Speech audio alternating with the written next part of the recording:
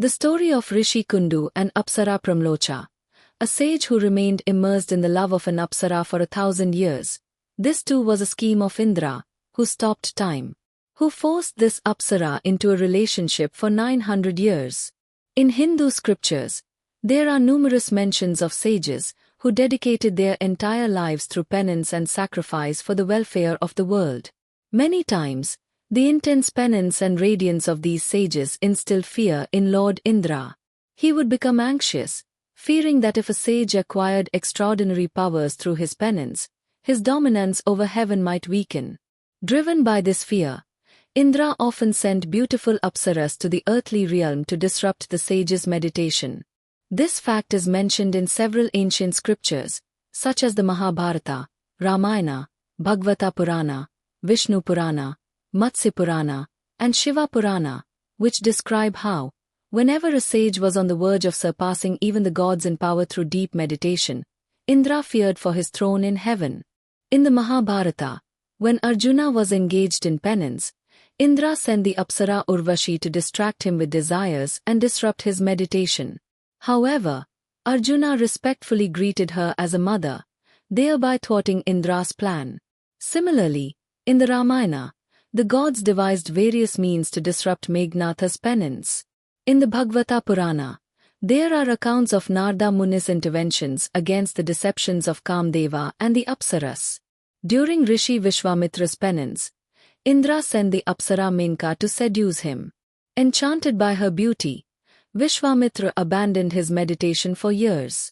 Later, when he realized his mistake, he resumed his penance with greater intensity and ultimately attained the title of Brahmarshi. Similarly, in the Vishnu Purana, it is mentioned that whenever a sage's penance began to affect the entire universe, Indra would send Apsaras to deceive and disrupt their meditation. One such story from ancient times is associated with Rishi Kundu. His ashram was situated on the banks of the Gomti river, where he was deeply engrossed in his spiritual practices. He was a great ascetic and a highly radiant sage, whose intense meditation and spiritual energy were widely renowned. His penance was so powerful that he became completely detached from worldly desires, focusing solely on self-realization and the knowledge of the Supreme Being. Rishi Kundu's meditation was so deep that he lost all sense of time. He neither noticed day or night, nor was he affected by seasonal changes. The aura of his penance illuminated the entire region. Even animals and birds resided peacefully around his ashram, as if they too were part of that divine energy. His meditation created an environment of purity and serenity, where every living being experienced peace and bliss. Observing all this from heaven, Lord Indra became deeply anxious. He feared that if Rishi Kundu's penance continued, he would attain immense power and might even challenge the dominion of heaven. This very thought disturbed Indra. Time and again, he had witnessed how great sages, through their deep meditation, could diminish even the power of the gods. He grew increasingly concerned that Rishi Kundu, too, might become a Brahmarshi and threaten his supremacy. Indra's mind was filled with turmoil. He immediately convened his assembly and deliberated on the matter with all the gods. Everyone in the assembly acknowledged Indra's fear as justified because history bore witness to the fact that many times, great sages had challenged even the gods with the power of their penance. Indra decided that some measure must be taken to disrupt Rishi Kundu's meditation. He thought that if the sage's concentration could be broken in any way, his attainments would remain incomplete, and he would remain an ordinary sage as before. To execute this plan, Indra summoned the exquisite and extraordinarily beautiful Apsara, Pramlocha. Pramlocha was renowned for her enchanting beauty, melodious voice, and unparalleled charm.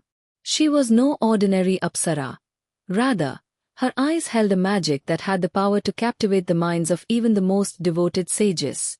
Indra commanded her to descend to the earthly realm and use her beauty, graceful expressions, and intoxicating voice to bewitch Rishi Kundu and successfully disrupt his meditation. Pramlocha accepted Indra's command and departed from heaven toward the earthly realm. As soon as she set foot on earth, a wondrous fragrance spread throughout the atmosphere. The surroundings of the ashram appeared even more beautiful due to her divine radiance. Her gait, her sweet voice, and her playful demeanor were such that no one could resist being drawn toward her. She slowly advanced toward Rishi Kundu's ashram, where he was deeply engrossed in his meditation. She knew that she had to act with great caution and cleverness to ensnare the sage in her trap. As she neared the ashram, her beauty and tenderness enchanted nature itself.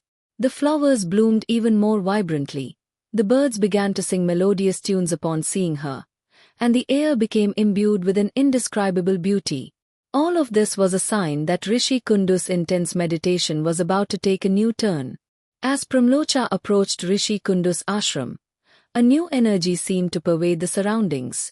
The gently blowing breeze became imbued with a captivating fragrance, the chirping of birds grew even more melodious, and nature itself seemed to have adorned itself with even greater beauty. Pramlocha's walk carried a unique allure. Her eyes sparkled like the light of the moon, and her voice possessed a charm capable of enchanting anyone. She attempted to entice the sage with her radiant beauty and enchanting smile. Her glances, her soft laughter, and the tinkling of her anklets filled the entire atmosphere with a symphony of divine music. Rishi Kundu, who had been deeply absorbed in his meditation, suddenly sensed her presence. For years, his senses had been detached from the external world, but the celestial beauty and gentle voice of this Apsara seemed to awaken his consciousness once more. Slowly, as his eyes fell upon Pramlocha, he became motionless. A new light appeared in his gaze, one that had thus far been illuminated only by the brilliance of meditation and penance. But this time, that light was there for another reason. It was the effect of Pramlocha's unparalleled beauty. Pramlocha's radiance was unparalleled. Her large, lotus-like eyes, her enchanting face, her rosy lips, and the grace of her form were enough to captivate any sage. Rishi Kundu's heart, which had until now remained untouched by desires, suddenly began to drown in a new ecstasy. His penance, his meditation, and his strict ascetic discipline gradually started fading away. Pramlocha, with her well-measured words, began to attract him toward her. In a short time, Rishi Kundu's intense meditation was completely broken. He turned away from his spiritual focus and became ensnared in Pramlocha's enchantment. Her beauty and her cunning words so deeply mesmerized him that he forgot his penance and began indulging in pleasures with her. Pramlocha, too, was succeeding in her mission. Slowly, she had completely trapped the sage in her magical allure. Rishi Kundu was now completely immersed in his love for Pramlocha. He took her with him to the caves of Mount Mandarachal, where they began to live together. This place was so picturesque that nature itself seemed to witness their love. The mountain was covered in lush greenery, a cool breeze blew gently, and the soft murmuring of streams added a divine melody to the atmosphere. While living there, Rishi Kundu gradually forgot his past life and his spiritual practices. The love affair between Rishi Kundu and Pramlocha did not last for just a few years. Rather, it continued for 900 years. For 900 years, he remained lost in Pramlocha's love and indulgence. This time felt like a dream world to him, where only Pramlocha's enchanting beauty, her laughter, her playful gestures, and her companionship became the center of his life. He had no sense of time, nor did he remember his meditation. He only lived in the moment, reveling in his time with Pramlocha. As time passed, Pramlocha gradually began to realize that Rishi Kundu had calm,